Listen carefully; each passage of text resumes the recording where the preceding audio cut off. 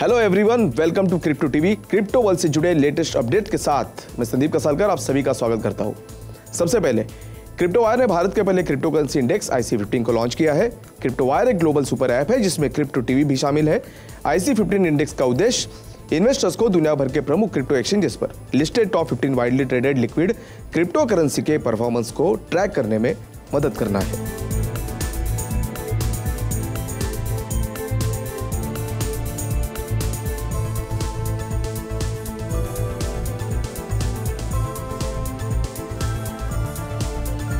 आइए देखते हैं क्या कुछ हुआ क्रिप्टो की दुनिया में। रुक करते हैं पहले हेडलाइंस की ओर।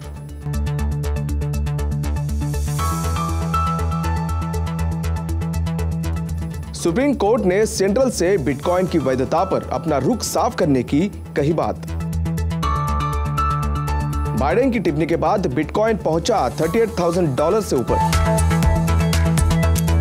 मेटा फाउंडर जुकरबर्ग ने पेश किए मेटावर्स से जुड़े नए AI projects.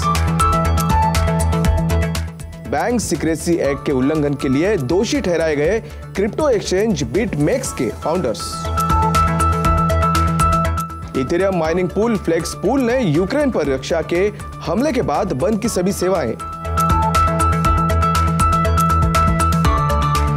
2 European football clubs ने बिटची के साथ कैंसिल की स्पॉन्सरशिप डील्स। एलन मस्क ने लगभग $1.5 मिलियन में BAYC NFT खरीदा। FTX ने हर एक यूक्रेनियन अकाउंट होल्डर को डोनेट किए $25।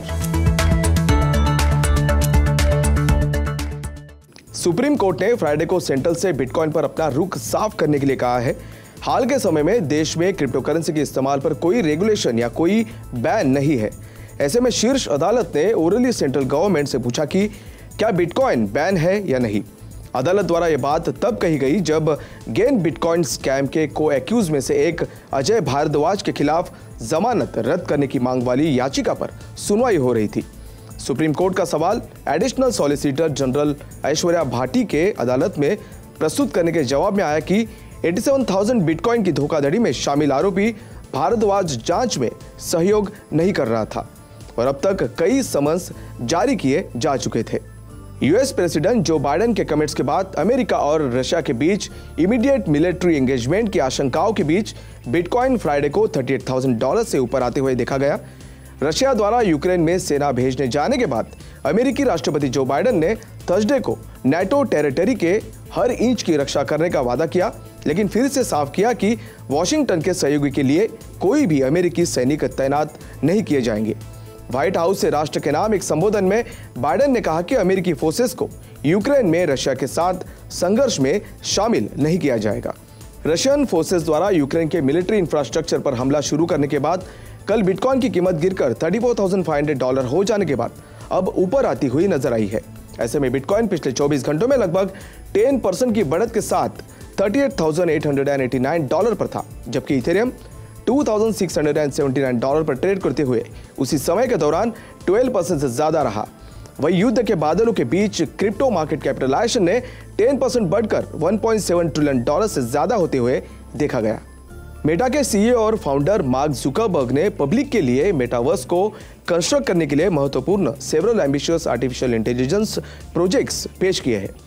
लाइव स्ट्रीम किए गए डेमोन्स्ट्रेशन में उन्होंने एक बेसिक वर्चुअल वर्ल्ड बनाई है जिसमें एक आइलैंड, ट्रीज और एक बीच भी शामिल है, जिसके लिए AI फीचर बिल्डर बोट का इस्तेमाल किया गया है।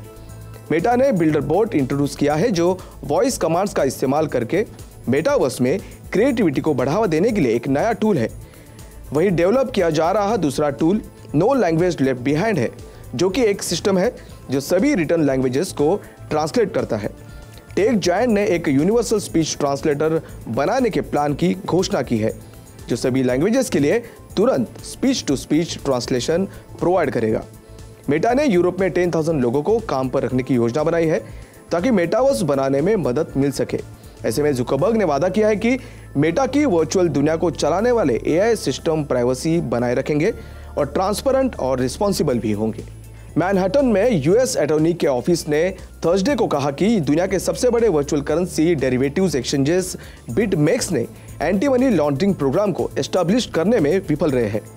जिसके कारण उसे बैंक सीक्रेसी एक्ट का उल्लंघन करने का दोषी ठहराया गया है।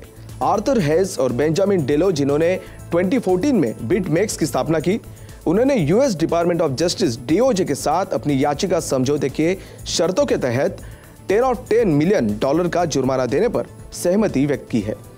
अगस्त 2021 में बिटमेक्स ने क्रिप्टो करेंसी ट्रेड करने के खातिर अनलॉफुल तरीके से कस्टमर फंड स्वीकार करने के लिए अलग अलग चार्जेस को सेटल करते हुए $100 मिलियन तक का पेमेंट करने पर सहमति व्यक्त की थी, जबकि ऐसा करने के लिए इसे रजिस्टर नहीं किया गया था।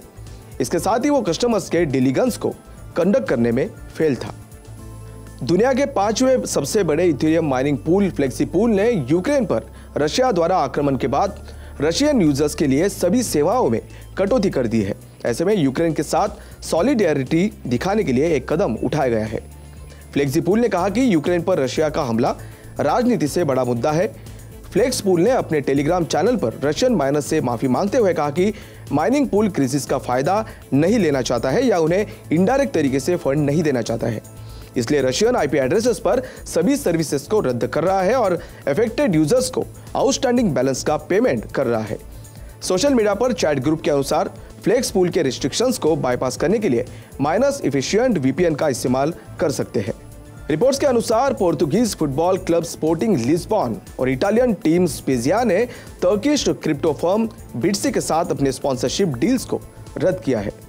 स्पोर्टिंग लिस्बॉन ने यह डिसीजन लिया क्योंकि बिटसी, जो एक क्रिप्टो एक्सचेंज ऑपरेट करता है, वो अपना पेमेंट करने में फेल रहा, जबकि स्पेजिया के फैसले के पीछे की वजह सामने नहीं आई है।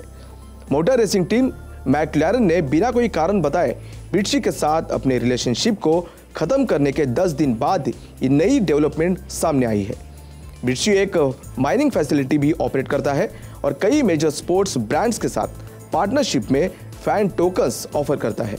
पिछले साल कंपनी ने ब्राजील और स्पेन दोनों की नेशनल फुटबॉल टीमों के साथ साथ इंग्लिश प्रीमियर लीग के वॉल्वरहैम्पटन वॉन्डरर्स और स्कॉटिश प्रीमियरशिप टीम रेंजर्स सहित कई क्लब स्लाइड्स के लिए फैन टोकन लॉन्च किए हैं। ट्विटर पर Derek.ets द्वारा जाने वाले NFT कलेक्टर के अनुसार top tier bored ape NFT piece number 1837 को $1.5 मिलियन मूल्य के 569 ETH में एक एनोनिमस मून पे ETH बायर द्वारा खरीदा गया था। ऐसे में अंदाजा लगाया जा रहा है कि ये एनोनिमस बायर और कोई नहीं बल्कि एलन मस्क है। इस थियरी को ब्लॉकचेन के इंसाइडर कॉलिन वू ने भी अपने ट्विटर अकाउंट में शेयर किया था। हालांकि मस्क ने इसकी पुष्टि नहीं की है।